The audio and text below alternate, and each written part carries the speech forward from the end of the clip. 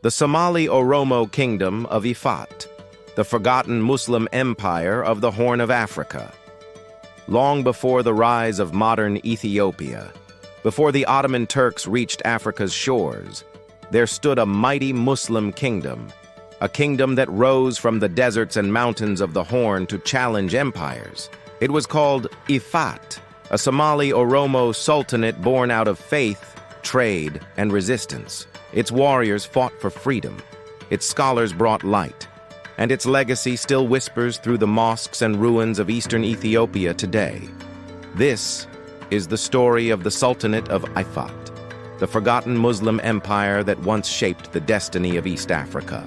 In the 13th century, when the Horn of Africa was divided among many small Muslim emirates, Hubat, Dawaro, Bail, Hargaya, and Adal, a powerful family emerged, the Walashma Dynasty.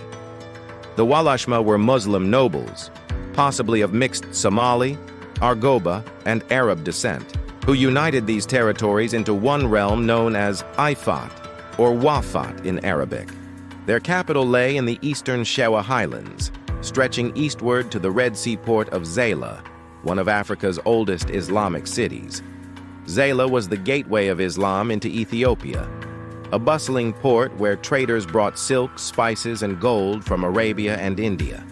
From Zeila, Islam traveled inland, carried by scholars, merchants, and missionaries.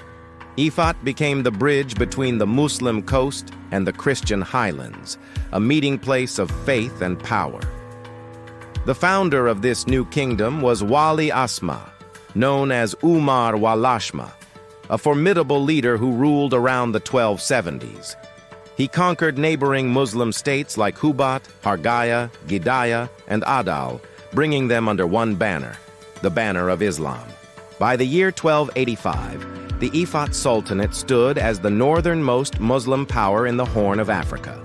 The early sultans, Umar, Sabr ad-Din, and Ahmad, built mosques, fortified towns, and established Arabic as the official language of law and religion. Their courts followed the Shafi'ah school of Sunni Islam, and every city had a Friday mosque and Islamic schools. For a time, Ifat maintained peace with its Christian neighbors, but soon, faith and politics collided.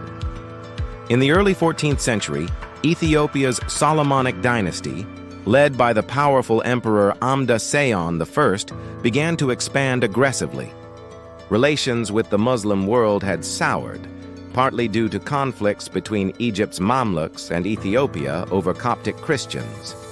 Sultan Haqq of Ifat decided to act. He declared jihad and invaded the Christian territories, burning churches and capturing forts. But Emperor Amda Seyon retaliated with overwhelming force.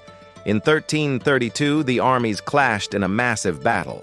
Haqq was killed, and Ifat was forced into submission. Its sultans paid tribute, but never truly surrendered. Despite defeat, Ifat rose again under new rulers. Sultans Ali, Haqq II, and Sadat II continued the struggle, each generation refusing to bow completely to the highland emperors. Civil wars and invasions weakened the state, but its spirit of resistance endured. In the early 1400s, Emperor Yeshak Verar launched a final campaign to destroy Ifat once and for all. By around 1415, the last sultan, Sadat II, was cornered and killed near Zeila.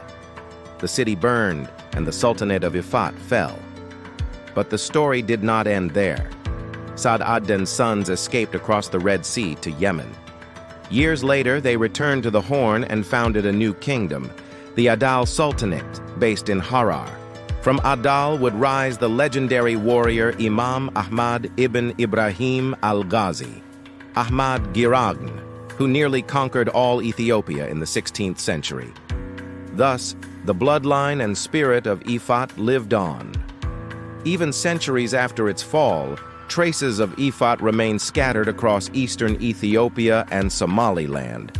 Ruins of fortified towns, Nora, Rasaguba, Beri Ifat, still stand.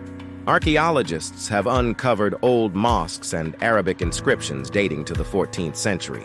The people of Argoba, Harari, Somali, and Afar still carry stories of the Walashma kings. In their memory, Ifat was not merely a state.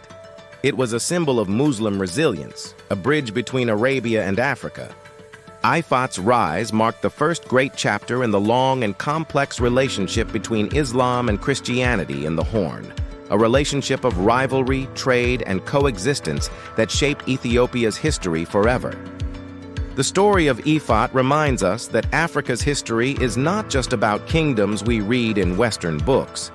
It's about forgotten civilizations, faiths, and cultures that built the world we know today. If you believe stories like this deserve to be told, then support this channel by liking this video, subscribing, and sharing it with others. Together, we'll uncover more hidden histories of Ethiopia, the Horn, and beyond. And this is Tales of Ethiopia. See you in the next episode.